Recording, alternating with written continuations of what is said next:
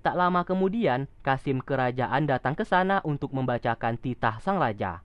Yang intinya, sang raja sudah tahu bahwa Tengzi belumlah mati.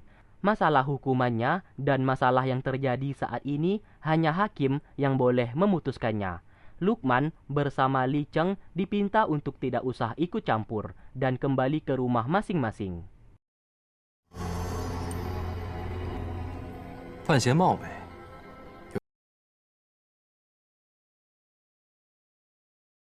Lukman bersama Li Cheng akhirnya pergi dari sana atas perintah dari dekret sang raja yang melarang mereka untuk ikut campur dalam masalah ini.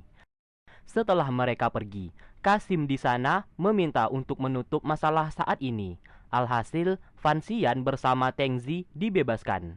Fan Xian lalu berterima kasih kepada Lili yang sudah mau membantunya. Lili lalu tersenyum dan pergi dari sana. Fan Xian sesaat mulai mencurigai mengenai identitasnya, kenapa mau membantunya. Sedangkan Guo Bakun tidak terima kalau Fan Xian dibebaskan, namun ia tidak bisa berbuat apa-apa dengan kondisinya sekarang. Setelah itu, Fan Xian ke rumah Tengzi. Di sana ia bertemu dengan anak Tengzi yang bernama Reki. Ia pun mengambil permennya dan mengganti dengan sejumlah uang. Hal tersebut membuat Reki menangis. 药量不大，吃多了只会拉肚子。等会儿，你先告诉我，这给你，这归我了，好不好？ Tengzi lalu memperkenalkan istrinya kepada Fan Xian dan anaknya di sana yang melihat Fan Xian berkata bahwa ia mengambil permennya barusan. Alhasil, Fan Xian lalu tersenyum dan merasa malu melakukan hal tersebut. Sementara itu, hakim tadi dipanggil oleh sang raja. Di sana raja memarahi tindakannya karena tidak tegas sebagai hakim. Dikarenakan Lukman bersama Li Cheng di sana, ia pun tidak bisa menyelesaikan masalah yang terjadi dan menghukum saksi. Ditambah lagi, ia hendak menghukum Fan Xian tanpa memiliki bukti. Hakim yang ketakutan lalu meminta maaf. Ia merasa takut di saat putra mahkota bersama pangeran kedua di sebelahnya, sampai-sampai ia tidak fokus untuk menyelesaikan masalah. Ia pun diberikan minuman, namun di sini sang hakim mengira itu adalah racun. Tangannya bergetar hebat, lalu ia dipaksa untuk meminumnya. Ternyata itu bukanlah racun, melainkan arak biasa.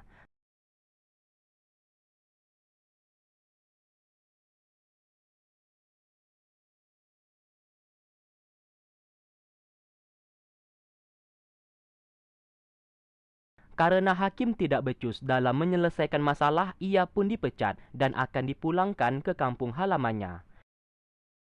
Setelah hakim itu pergi, raja memanggil Kasim Ho dan meminta ia untuk menyusun rencana pembunuhan di saat hakim tadi hendak pulang ke kampung halamannya dan buat seolah-olah hakim dibunuh oleh para bandit. Ia pun akan menyingkirkan siapapun yang tidak becus di kerajaannya. Di sisi lain, Li Yun kembali menemui Ibu Suri. Kali ini ia memohon kembali agar membatalkan pernikahan antara Lin dan Fan Xian. Karena nama baik Fan Xian sudah dicap jelek di ibu kota dan sudah terlalu membuat banyak masalah. Apabila tetap dilanjutkan, takutnya reputasi keluarga kerajaan bisa tercoreng. Ibu Suri sesaat berpikir apa yang dikatakannya itu ada benarnya juga. Namun ia bukan orang yang berhak memutuskannya selain sang raja. Sedangkan di tempat lain, Melati mencoba memberikan informasi kepada Lin bahwa terdengar kabar Fan Xian memukul Guo Bakun. Tidak hanya itu, ia juga bercinta semalaman dengan seorang wanita yang bernama Lili, dan kabar tersebut telah tersebar ke seluruh ibu kota. Kali ini, Lin harus bisa membatalkan pernikahannya karena Melati menganggap Fan Xian tidak cocok dengannya. Sedangkan Tengzi memarahi Fan Xian karena mengambil permen anaknya tadi siang. Fan Xian menjawab ia melakukan itu karena di dalam permen itu terdapat racun. Ternyata itu memang sengaja dilakukan oleh Tengzi karena anaknya suka terhadap permen, yang dimana permen dapat membuat gigi rusak. Ia memasukkan racun sakit perut agar anaknya tidak memakan permen lagi. Seketika Fan Xian terkejut dan berkata Ayah seperti apa yang tega meracuni anaknya sendiri? Tengzi berkata itu semuanya ia lakukan demi kebaikan anaknya. Setelah itu, Fan Xian dipanggil ayahnya yang sangat marah karena ia membuat reputasi nama baiknya menjadi rusak di ibu kota. Fan Xian menjawab ia sengaja melakukan hal tersebut agar sang raja membatalkan pernikahannya. Ayahnya berkata percuma saja ia melakukan itu, karena keputusan raja sudah mutlak dan pernikahan itu tetap akan dilaksanakan. Sesaat Fan Xian merasa kesal karena hidupnya diatur oleh sang raja. Oleh sebab itu, ia pun membawa Tengzi dan kedua adiknya pergi ke rumah Li Hong. Ia ingin mencari wanita ayam yang ia sukai, karena wanita tersebut adalah pelayan milik Li Hong. Apabila sudah ketemu, ia meminta Ruo untuk segera membawanya pergi dan ia akan menikahinya secara langsung. Dengan begitu, sang raja yang tahu kalau ia sudah menikah akan membatalkan perjodohannya. Setelah tiba di rumah Li Hong, ia pun memintanya untuk mengeluarkan semua pelayan yang ia miliki. Li Hong lalu memanggil semua pelayannya. Satu persatu pelayan mulai diperiksa. Namun sayang, wanita ayam yang disukai oleh Fan Xian tidak terlihat di sana. Li Hong berkata, di saat acara pagelaran puisi kemarin, banyak pelayan yang datang dari keluarga bangsawan lainnya. Mungkin saja pelayan yang ia cari berasal dari keluarga bangsawan yang lain. Akhirnya, Fan Xian ingin menemui Lin secara langsung dan berbicara dengannya agar sama-sama membatalkan perjodohan mereka.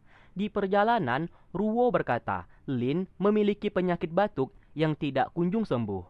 Agar mereka bisa masuk ke dalam rumahnya, Fan Xian harus menyamar menjadi tabib agar bisa masuk. Setelah tiba di rumah Lin, ia pun menyamar menjadi tabib yang direkomendasikan oleh Ruo untuk mengobati Lin. Pelayan di sana membawa mereka masuk ke dalam. Dan setelah itu, ia pun memberikan informasi kepada Li Yun bahwa terdapat tabib yang ingin mengecek kesehatan Lin. Li Yun yang mengetahui informasi itu langsung menyadari tabib tersebut adalah Fan Xian. Lukman yang kebetulan bersama dengan bibinya meminta sang bibi untuk membiarkan mereka bertemu karena ia yakin kedatangan Fan Xian kali ini untuk meminta Lin agar sama-sama membatalkan pernikahan. Apabila itu terjadi, maka mereka tidak perlu repot-repot untuk menggagalkan pernikahan mereka. Dengan begitu, toko Neiku tetap bisa dikuasai oleh Liyun, bibinya tersebut.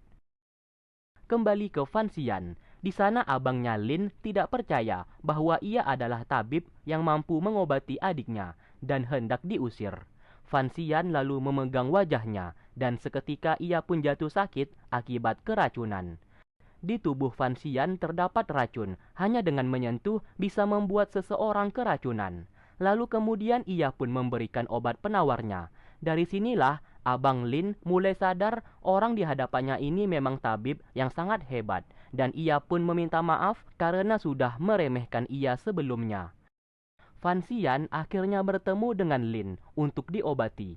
Setelah ia membuka tirai tersebut, alangkah terkejutnya, Lin merupakan wanita ayam yang ia sukai. Di sana, Lin yang melihatnya juga sama-sama terkejut.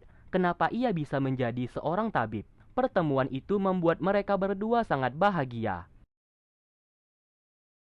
Fan Xian mengatakan, pintu jendela harus selalu dibuka supaya ada sirkulasi udara yang masuk. Dan nanti ia akan membuatkan resep obat untuk menyembuhkan batuknya itu.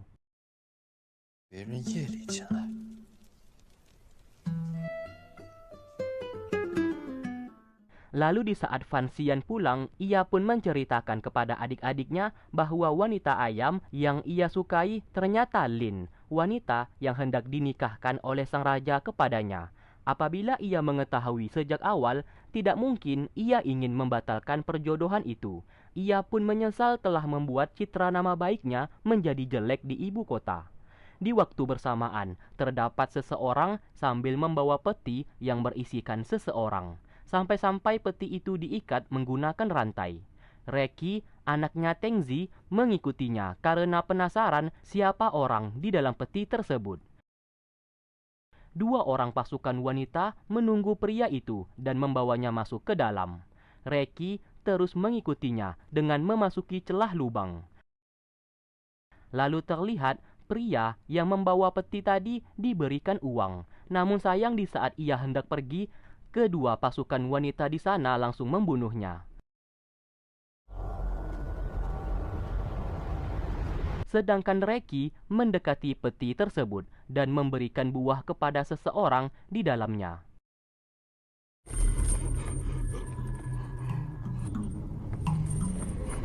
Di saat malam hari, Liu mengatakan kepada Fan Xian bahwa ayahnya akan membatalkan pernikahannya itu dan akan menemui sang raja untuk memohon. Mendengarkan hal tersebut, Fan Xian meminta untuk tidak usah membatalkannya. Lantas ibu tirinya merasa heran. Kemarin ia bersikeras untuk membatalkan, namun kenapa sekarang berubah pikiran? Fan Xian berkata, ia tidak bisa memberitahukan alasannya. Namun saat ini, ia tidak mau membatalkan pernikahan tersebut.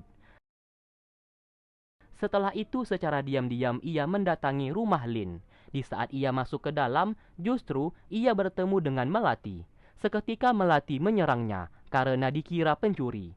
Ia pun terus menyerang, namun Fan Xian selalu mengelak. Hingga pada akhirnya, ayam yang dibawa Fan Xian yang terjatuh ke lantai tak sengaja dipijak oleh Melati. Kakinya terpeleset dan mengenai burung Fan Xian. Lalu Fan Xian juga tak sengaja memukul wajahnya. Lin datang ke sana dan menjelaskan pria itu adalah tabib tadi siang dan mereka sudah janjian untuk bertemu. Mendengarkan hal tersebut, Melati meminta maaf. Ia yang tergila-gila akan bela diri lalu bertanya dari mana pria itu memiliki bela diri yang cukup hebat. Ia pun meminta diajarkan beberapa jurus. Saking banyak bicaranya, ia lupa kalau Lin ingin bertemu dengan pria itu. Akhirnya ia pun keluar. Setelah itu, Lin tiba-tiba menodongkan pisau dan bertanya siapa ia sebenarnya. Karena Lin sudah mengetahui ia bukanlah pengawal milik Guo Bakun, seperti apa yang dikatakannya kemarin. Dari sinilah Fan Xian mengaku kalau ia adalah Fan Xian, pria yang dijodohkan oleh sang raja kepadanya. Namun, Lin tidak percaya begitu saja. Fan Xian kembali menjelaskan kalau selama ini ia sengaja membuat keributan di ibu kota supaya sang raja membatalkan pernikahan mereka. Lin lalu bertanya apakah benar Fan Xian bercinta dengan Lily. Fan Xian mengaku ia tidak pernah melakukan hal itu dan itu hanyalah kebohongan supaya nama baiknya menjadi jelek agar raja membatalkan pernikahan. Untuk membuktikan semuanya itu, Lin menyuruhnya membuat tulisan puisi karena Fan Xian terkenal dengan puisinya. Hal tersebut mulai dilakukan. Setelah selesai menulis, Lin mencoba mencocokkan tulisannya dan ternyata memang benar ia adalah Fan Xian. Alhasil, ia pun menjadi sangat senang. 但字写的这么丑，李洪成给我的。 Secara bersamaan, pelayan hendak masuk untuk mengecek. Melati mencoba menghalangi, namun pelayan itu tetap memaksa. Setelah dicek, ternyata Lin sudah tidur. Melihatnya telah tidur, pelayan itu segera pergi. Ternyata Fan Xian disembunyikan di dalam selimut oleh Lin.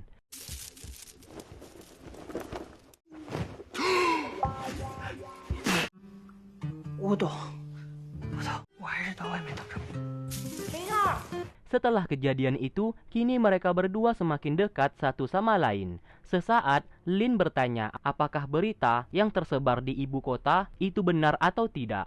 Fan Xian mengaku bahwa ia tidak memiliki hubungan apa-apa kepada Lily. Masalah ia telah tidur dengan Lily, itu semuanya hanyalah kebohongan belaka. Andaikan saja ia tahu kalau wanita ayam adalah Lin, tentu saja ia tidak akan melakukan semuanya ini.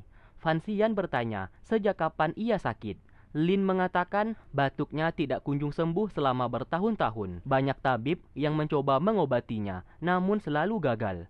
Di sana Fan Xian yang memiliki ilmu pengetahuan tentang obat-obatan berjanji akan menyembuhkannya.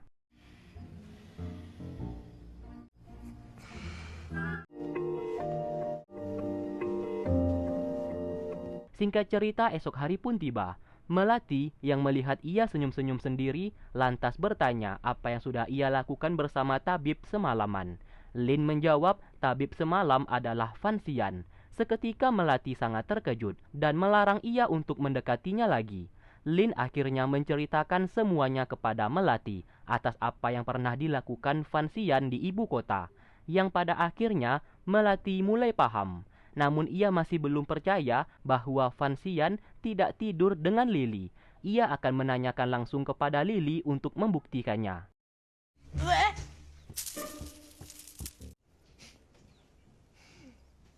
Setelah itu, Lin menemui ibunya. Sambil menyisirkan rambutnya, ia berkata mengenai perjodohan ia bersama Fan Xian mulai sekarang tak usah lagi dibatalkan. Ia sudah pasrah apabila sang raja ingin menikahkannya. Seketika, Li Yun terkejut, padahal kemarin ia bersikeras ingin membatalkannya, dan sang ibu telah melakukan berbagai cara untuk membatalkan. Dari sinilah Li Yun menyadari anaknya ini telah jatuh cinta kepada Fan Xian.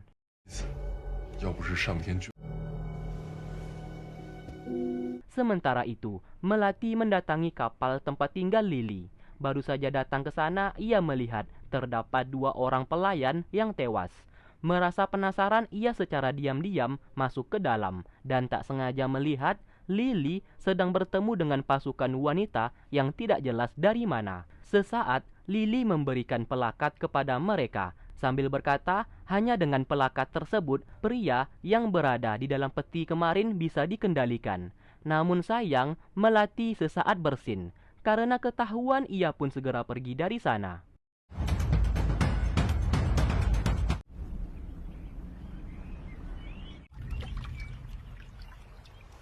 Di malam harinya, Fan Xian memberikan obat hasil buatannya kepada Lin. Setelah Lin meminum obat itu, seketika ia merasa ngantuk dan langsung tertidur.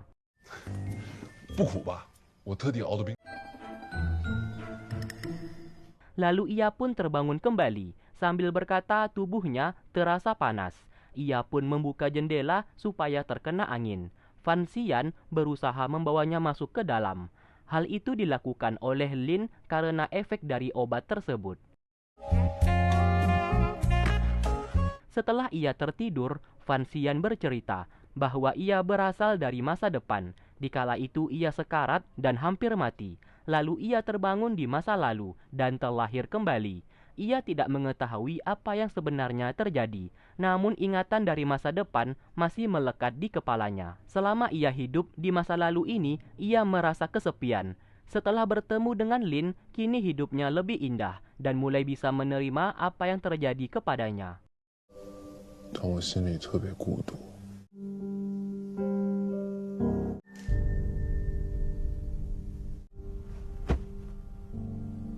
Keesokan harinya, Fan Xian bersama Teng Zi hendak pergi karena pangeran kedua mengundangnya. Ruo memperingati kakaknya untuk tidak usah terlalu dekat dengan pangeran kedua. Takutnya pihak kerajaan mengira Fan Xian telah menjadi pengikut pangeran kedua. Karena diketahui pangeran kedua, yaitu Li Cheng, berencana merebut posisi putra mahkota dari tangan Lukman. Fan Xian meminta ia tenang karena ia tidak mungkin menjadi pengikut Li Cheng. Di waktu bersamaan, peti itu pun dibuka, yang ternyata di dalamnya terdapat seorang pendekar yang bernama Ju. Ia adalah master bela diri peringkat 8 yang memiliki tubuh yang sangat kuat. Kedua wanita tadi kewalahan melawannya.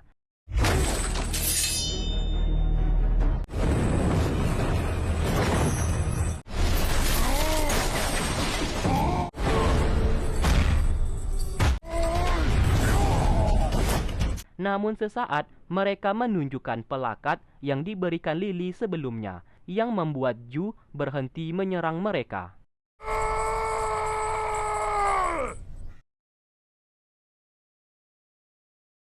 Sementara itu, Li Cheng bersama Lily menunggu kedatangan Fan Xian.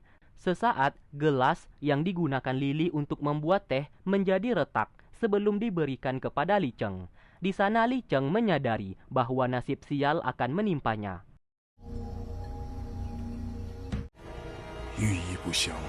Sedangkan Fan Xian yang tengah di perjalanan tiba-tiba diserang oleh kedua pasukan wanita tadi dengan anak panah.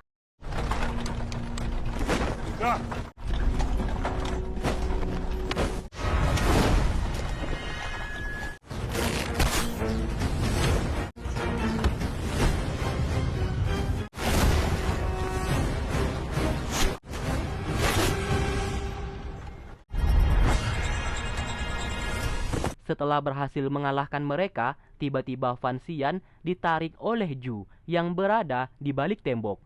Entah apa motifnya, namun di sini Zhu mendapatkan tugas untuk membunuh Fan Xian. Di sana mereka berdua sekuat tenaga melawannya hingga terluka parah.